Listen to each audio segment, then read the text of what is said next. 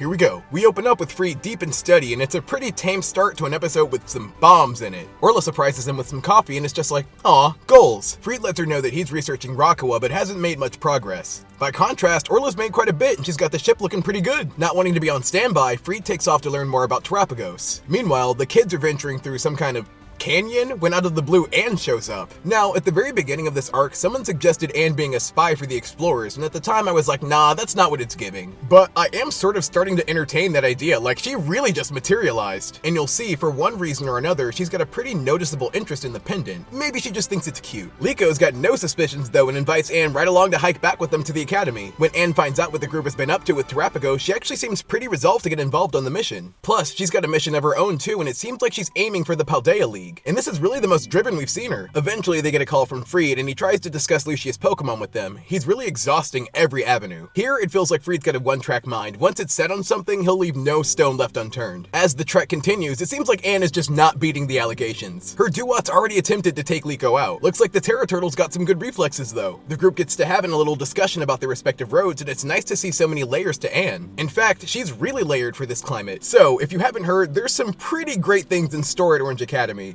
which our heroes finally arrive back to.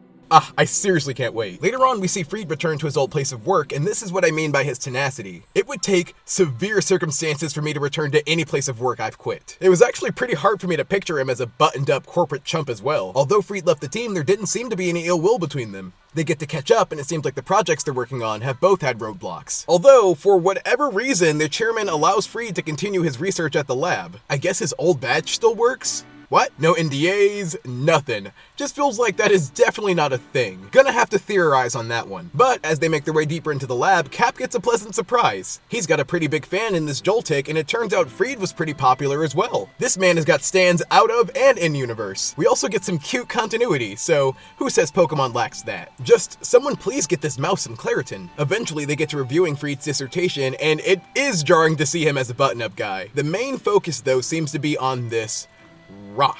Although they get prevented from researching further as they get blocked by some kind of firewall. Wonder who's responsible for that. And as they continue their research, it's genuinely nice to see how Friede motivates people. I know I definitely felt that way from his original backstory. Though, not everyone's got Friede's best interest here. As Friede and Cap get to wandering around the lab, they get a bit of a startle. I initially thought this exploration would be some kind of break-in, which would have been cool, but it seems like there may have been a reason they did it this way. Like, for the most part, it was pretty easy for them to get in, other than the Watchhog and Pawniard security system. They try and reason with them, but are left with no choice but to force their way through the blockade. Since it did end up looking like an intrusion anyway, Captain makes the brash decision to break the security camera. Hilarious. So now they gotta act quick, and we find that the actual stone has gone missing. Then, when security finds him out, it looks like his badge is expired. So why was he allowed in the first place? Maybe it's got something to do with Spinal, who's made it out with the stone. So, we've got Chouse working in the school, and Spinal's in the lab. They're really covering all their bases. The explorers are competent. It could even be the case that Spinal used his Behem to enchant the chairman into allowing Friede in, if even only for the sake of having Friede take the blame later. And to cap things off, we get an appearance from Amethio and some revelations, such as a full, unobstructed shot of Gibeon. Oh no, he's hot! He explains the importance of the Terra-Turtle, and I'm wondering why Amethio's getting so much FaceTime with the boss. What does he see in Amethio? Possibly, he sees himself, as it turns out Amethio is Gibeon's grandson. Thank you, Twitter, for the totally and completely accurate translations. But yeah, Amethio's the grandson, so then,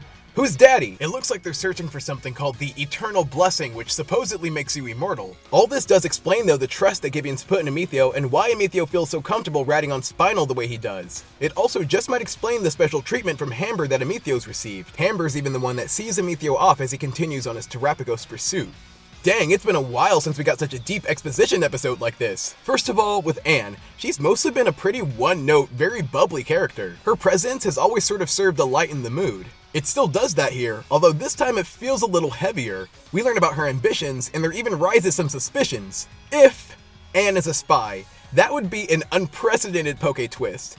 And I'm kinda here for it. With the explorers, although I still don't necessarily find them evil, I do appreciate how it varies from individual to individual. Spinal definitely leans towards evil, but I really do enjoy how that presents the explorers as being 2 steps ahead of the Volt Tacklers. We still don't actually know why the explorers are after Rayquaza. There's a chance it could be a family matter. Maybe that could all end up tying into who Amethio's father is too. Although this was just a setup episode, the questions are flooding, and I gotta appreciate that. So giving this one a B.